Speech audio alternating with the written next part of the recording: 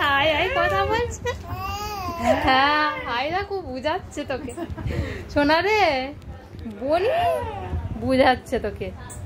বাবা যায় মাথায় হাত বুলিয়ে বোঝাচ্ছে, দেখেছো? একটা মেশিন হবে তো।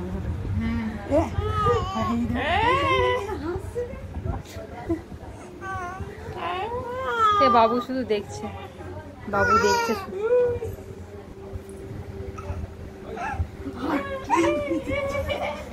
মাথা চুল টেনে দিয়েছে।